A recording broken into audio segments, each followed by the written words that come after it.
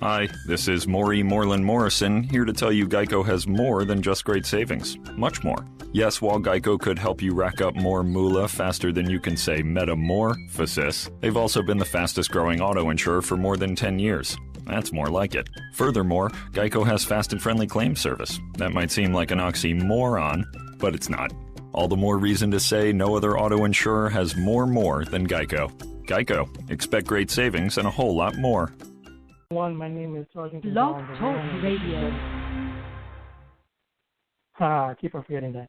Hello, everyone. My name is Gonzalo Duran, and I am the host of Vet Talk Radio. I want to say a special thank you to the Patriot Radio Nation Network for giving us this opportunity and platform to share across the country the opportunity for everyone to listen to veterans having a voice, sharing their experiences, and giving them the knowledge of organizations around the country that are dedicated to helping veterans.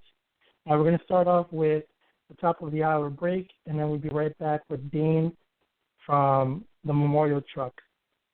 We'll be right back, everyone. Hey, what's up, everybody? This is Dave Bray, America's favorite patriotic rocker, and you are listening to Patriot Nation Radio Network.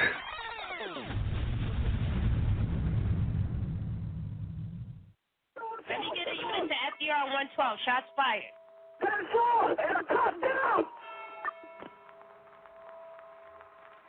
At DaveBrayUSA.com. Definitely want to check the video out. I worked with an organization called Lesman. It's a media watchdog for police officers when officers and law enforcement are being misrepresented in social media and all these different causes that are out there, sort of pushing the blame. They go out and they break laws for no reason just to prove that the cops, A, have to be police. They don't choose the laws they uphold. They uphold the laws because that's their job.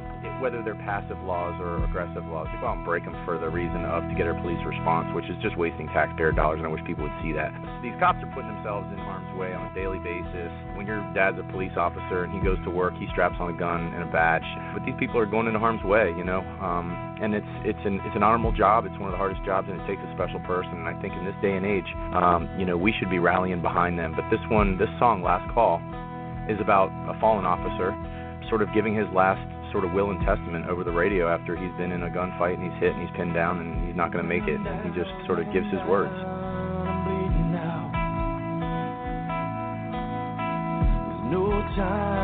Stand by for a special announcement. Emergency traffic only. 11:45.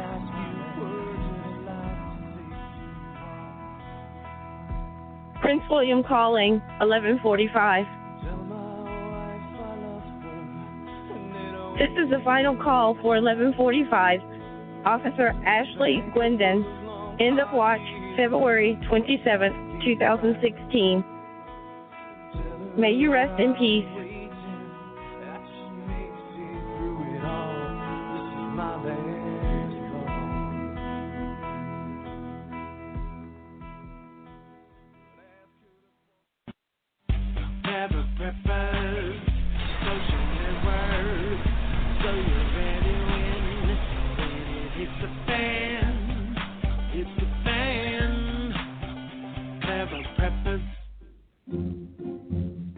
Visit TrueTexasPatriotGear.com. Buy this gear to support efforts by like-minded patriots in Texas who met at the first Stand By Me for Liberty rally.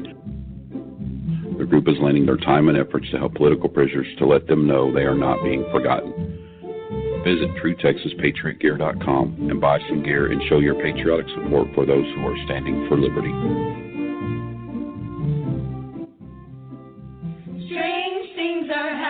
In this land that once was free. So, brother, I ask you, are you going to stand by me?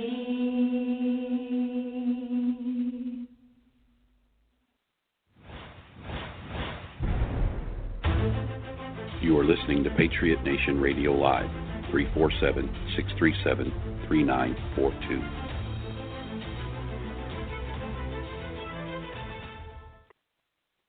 Welcome back, everyone. My name is Sergeant Gonzalo Duran, and this is Vet Talk Radio. Today's guest is Kane Kilomola, from the memorial truck. Dane, thank you for being on with us today. Oh, thank you for having me. Dane, can you give the audience a little bit brief history about your military career, please? Yeah, so I graduated back in '84. So I was on a delay entry program going into the Navy. So I was already signed up and just waiting to graduate from high school and then go in. So I went to straight out of high school into boot camp, and then I was in the Navy for 4 years until I had to get out of the Navy because my dad died, and my mom was all alone, and I wanted to make sure that she was taken care of. So I got out and then did some reserve time with the Navy, and then ended up doing reserve time with the National Guard, and then in 2005 got activated to Iraq. So did a whole year workup, and then actually didn't leave until 2006 to Iraq. So my area operation in Iraq was Ramadi, Iraq, and so I was over there as a drone pilot, and definitely. Hello. Yeah, we're here. Yeah, so that's and then I was able to actually retire out in 2010.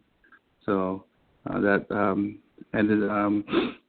Started a different avenue. I went into college after that. Graduated from University of Phoenix, psychology degree, bachelor of science, and just been just the whole thing about the memorial truck is I came back as we all come back different. Had survivor's guilt, and this didn't really feel comfortable. Coming back home, and life was different. As you know, you did many tours, and it's just not the same. And so while I was going to the VA getting help for my PTSD and other issues I had, or still am having, I was on the road a lot. So I would see a lot of vehicles on the road, and you see a lot of vehicles with advertisement. Usually big semis or big trucks. But you see a lot of these small trucks too, and vehicles with like art on them. So I was curious, wouldn't it be nice to have something that would represent the men and women that died in Iraq? Since I was only in Iraq, I didn't go to Afghanistan. I said, I know that period, so I thought I can honor my brothers and sisters, by putting them on my truck. So I made some phone calls. I got a hold of a company up in L.A. Called Top Wraps, and I went in there and I told them what I wanted, and they went ahead and did to a computer. It's also everything can be computer generated, and what it is, it's a 3M sticker, like a vinyl sticker that goes over your car.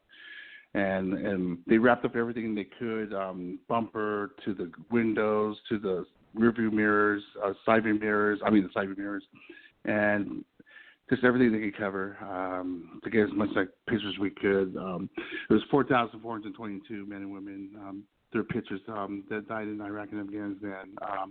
It's a collage. It's from a distance, it looks like an American flag. As you get closer, you see their faces, and that's when it really hits everyone. Seeing how many people, how young they look, how from different, it's just a moving thing, and it's very touching and emotional. It is, and still, I had it for 3 years, Now, so it's originally, when you joined the military, Dan, when you originally joined the military, it was straight out of high school. What was your reason though? Was it for education? Was it for employment status? No. So this is the weird. I hated school. I just didn't. I wasn't one of those school people. I hated studying, hated reading, anything to do with books. I'd rather just learn straightforward, by doing. So I actually, my father and his father, we're kind of a generation of military, so we're a military family. That's how actually we landed in California. We're Hawaiian descent. Both parents are Hawaiian, and so we're already established here. My dad was stationed out at Camp Hilton, So we already had our roots here in California, so we ended up staying here rather than going back to Hawaii. And it was a no-brainer for all of us. So all my brothers, we all joined, except for my little one, because he's handicapped, so he couldn't. But my other two brothers, we all joined, and we all retired out of the military. So it was just something that we were bred for. Well, the reason I bring it up is because the work that you're doing right now, it shows what a patriotic background and life that you've lived. You get out of high school, you follow your family's footsteps, you join the military, and you come out. Right. And instead of going and starting some new project that somebody's already doing, you thought outside the box, and you started the memorial truck. Now, the Ramadi, I don't know if you know, but today is the 11th year anniversary of when the Marines went in.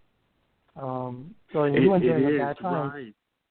And I do get so I do have a lady here from the news team that comes in and does an interview with me every year. So yeah, we talk about Ramadi, how it's changed, how much the American people do not realize how much of a struggle it was to be in Ramadi and to actually fight. Just fight for that. There was so much chaos, a lot of IEDs. There was so much IEDs in 2006. Unbelievable. I would have never guessed that we would clean up Ramadi as clean and as good as it is today from all the terrorists. It was just, it had like so many different, how can I put it? It was so many different groups out there. Whatever you want to call them, they were out to definitely to get us, and it's now it's different. It's all like the kids weren't playing in the streets when we were there. It was just so it wasn't safe for anybody there. So now they're in the streets. There's actually I think there's grass and stuff. They're growing grass in the soccer fields, and the stadium's back open, and just the different things they had there that was all shut down. And it was definitely it's a change, a big change, that it needed to be done. I'm glad we got to do it. We appreciate the fact that you took this opportunity to speak with regarding the memorial truck. But before we go into a little more details in that, I'd like to say, this show is dedicated in the memory of your daughter. If you wouldn't mind briefly talking about, her name and what's happened recently with her. Oh, for sure, yeah. So on June 22nd of last year, my daughter died at EDC, Las Vegas, Electric Daisy Carnival concert event, a 3-day event. So she died over heat stroke. It was, I think it's still recorded the hottest time in Vegas, at least one of the hottest times in Vegas. And so I got the call Monday morning, and just was, wasn't prepared, right? Who would ever be prepared to, your daughter's in the hospital in critical condition, but, I didn't know how bad until I got there. And then, when they told us on Wednesday, the 22nd, she was clinically pronounced brain dead. So, it was just, here I'm like, okay, Iraq was the worst part of my life. And then it turned out that it wasn't. Iraq wasn't as hard as losing a child. When I lost my daughter, it's just, it's the pain that you can never. It's the worst hurt I ever felt in my heart. And our condolences to that, and anything that we can do to help you with this struggle. We're hoping that this kid give you something to push forward in her name. If you can see her name so we can say a little prayer for her later on. Okay, thank you. Yes. And her name was? Oh, yeah, her name was Kainani. First name is Kainani. Pualena Kaimaloa. So, just to be clear, audience, today's show is dedicated to Kiani and Dave lost his daughter last year in June through a heat stroke. And we're hoping that if anybody's out there, they can hear this and see that, there's a lot of things going on in the world. And, today on the anniversary of the 11th year of Ramadi and the Marines going in, we have someone taking the opportunity to share their struggles and also their fortitude on pushing forward. We're very grateful for the fact that you mentioned something as openly as PTSD. A lot of people keep that hidden. They don't want to share. They don't want people to know. But you threw it out there immediately into the conversation. I would assume that one of the reasons why you did the truck, and you already gave us an explanation to remembering brothers and sisters that lost their lives. But I'm assuming you going out there is helping other people or helping yourself, deal with your issues and also helping others out there.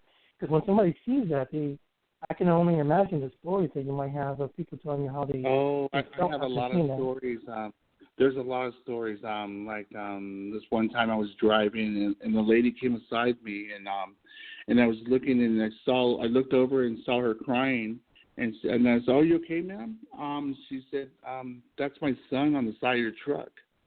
And I just totally okay, let's pull over to the side and let's take a picture of this. This is why I did this truck, to honor all the men and women that died, and your son is never forgotten. And so I have these little sayings on the truck too, like never forgotten, the fallen, in memory of the fallen, OIF, OEF. So no one's forgotten. Even the 22 a day aren't forgotten. Their families, they'll write to me on Facebook, the memorial truck, and tell me, "Oh, can you put my son on you? He killed himself when he came back." I'm like, "For sure, ma'am. It's for everybody that died because of Iraq or Afghanistan, tied to get to the two conflicts we had." No, that's one of many that I'm sure you have. Now, do you mind if we ask the cost of the work that it took in for that? Yeah. So back 3 years ago, it cost $6,000. And that's out of your own pocket to do this. It's out of my own pocket. Symbolization for your people. Well, no, I'm sorry. I take it back. I think it was it's $3,000, $6,000. I think it would be right now. I don't know why it would be up more, but I was talking to the guys from LA Raps, and that's where it's from, LA Raps, and it's or Top Raps for sure. And it's probably because of the cost. Everything keeps on going up every year, but and plus everybody's doing it now. Everybody's putting wraps on their car, so I think they're getting more business, and then I think it's just the cost goes up.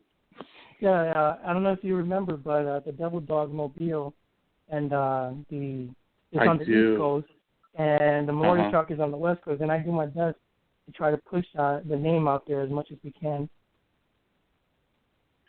I always wanted, my dream was to take the truck across America and show everybody that I could reach the touch, that I'm going to be here, here, and here. And how many people, just to get as many people I can to see it, you know what I mean? And actually touch it. No, touch the memorial.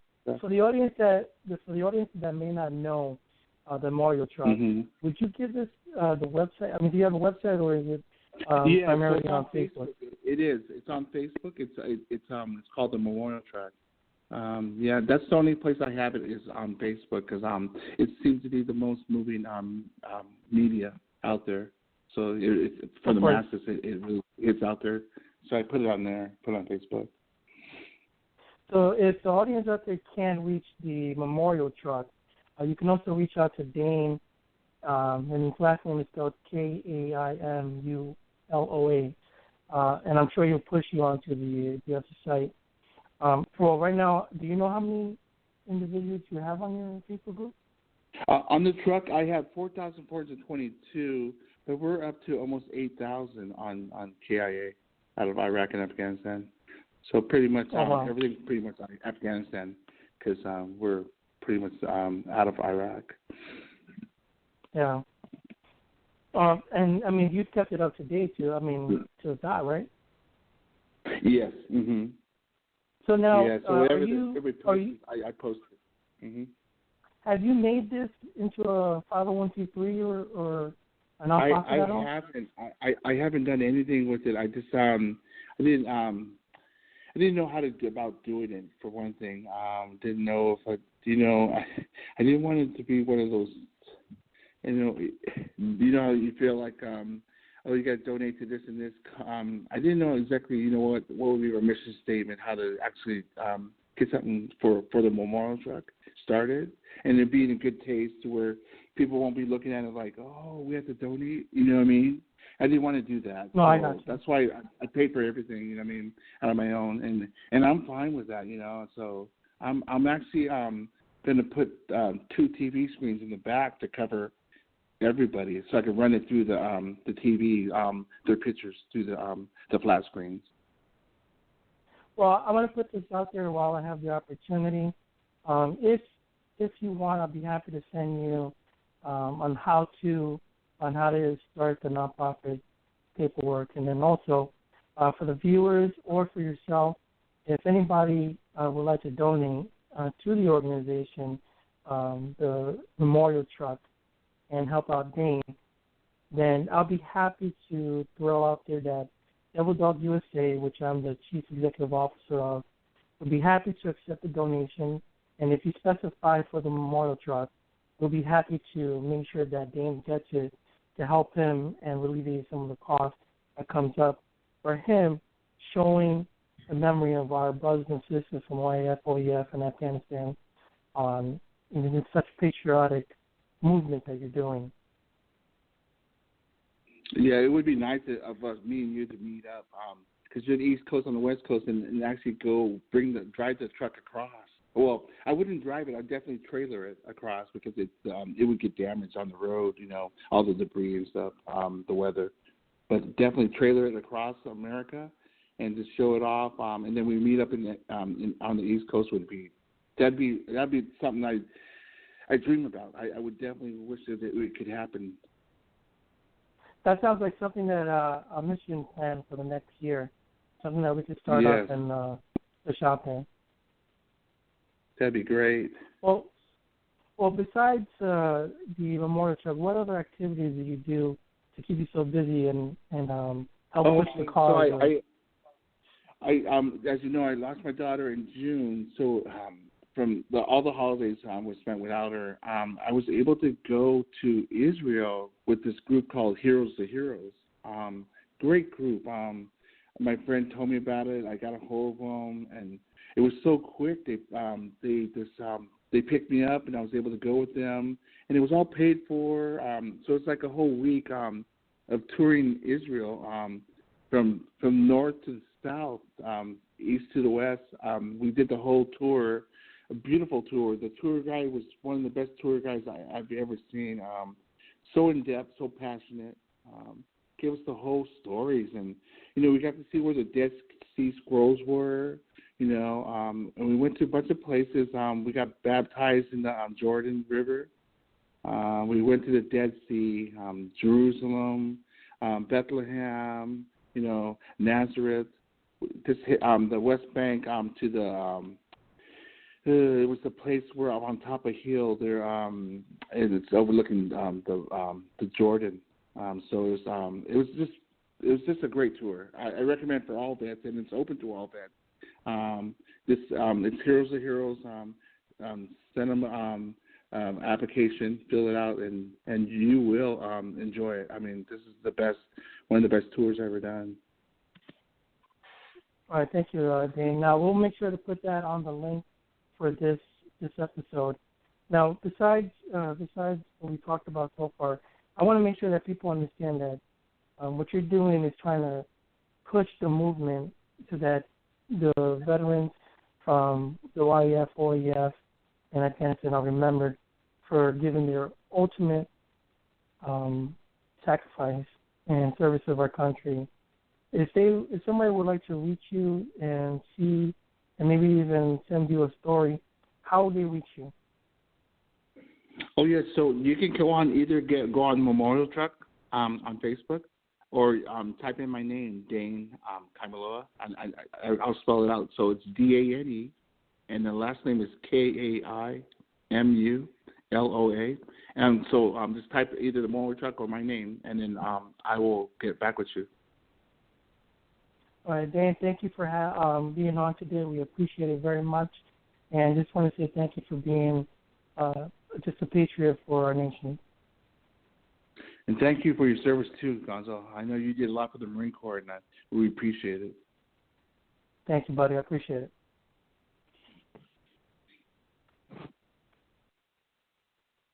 Everyone, that was Dane Kilomola. It's spelled Kaimula. A true American patriot. This is Vet Talk Radio, and I'm your host, Sergeant Gonzalo Duran. We're going to be kicking off a song by Vero G called Summertime, and that's how we're ending the show. Catch us next week on Wednesday at 7 p.m. We should have another guest, another veteran, another organization that's dedicated to helping veterans from across the nation. Once again, I want to say thank you to the Patriot Nation Radio Network for giving us this opportunity. So let's kick it off with Summertime, and to end our show, thank you everyone for coming.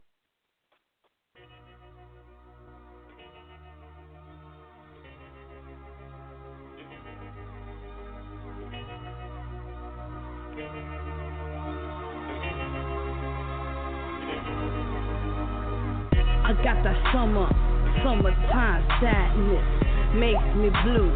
Gotta get past this. Can't take no pills or no potion. Gotta get off this madness. I'm about to set off in this mission. If I don't take that decision, should I go this way or that way, or stay safe and stay sane? The sadness is getting to me. Don't wanna jump off this building. I'm losing my mind so quickly.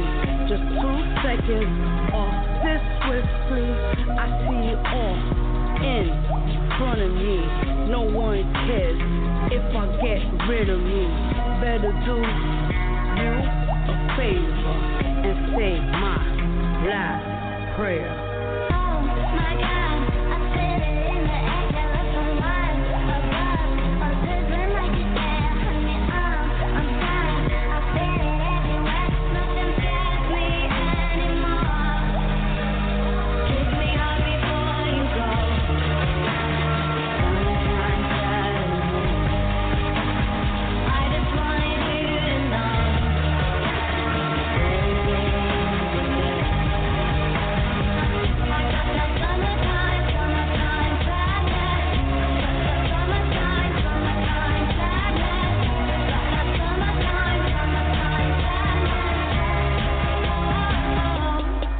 I'm feeling electric tonight.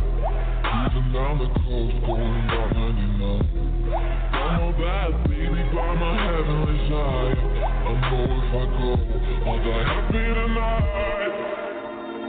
Death is getting to me, calling my name in agony. I could feel my last breath or close to my casket. These demons are coming for me. Just come and take my body. Don't forget my soul too. Just in case you forget to. This darkness sleeps with me as if it's where it should be. Wants to take over me like it owns a part of me. The seasons change where it's time. So does my heart and my mind as I lay down my body and hear this last sound. Oh my God, I feel it in the air, there is a line above, a rhythm like you said, put me on, I'm fine, I feel it everywhere, nothing scares me anymore. Give me all before you go.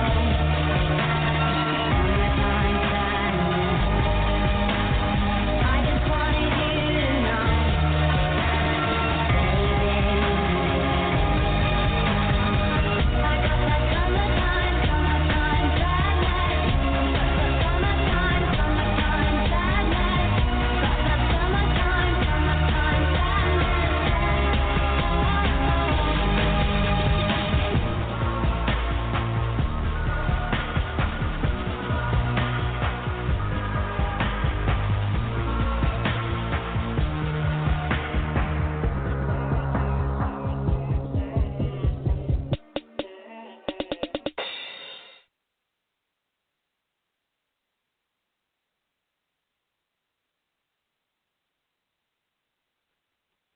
Well, that's all for today's show. Once again, you can catch us next week at 7 p.m., Wednesday, 7 p.m. Eastern Standard Time.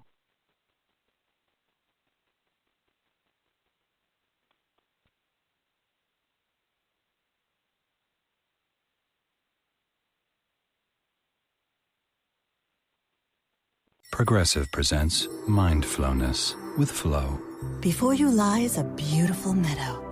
In that meadow, Progressive Direct has placed its auto insurance rates alongside those of competitors. You select the lowest rate and feel a great sense of calm. A great sense of... Compare Progressive Direct rates with competitors' rates so you can rest easy. Visit Progressive.com. Progressive Casualty Insurance Company and affiliates. Comparison rates not available in all states or situations. Prices vary based on how you buy.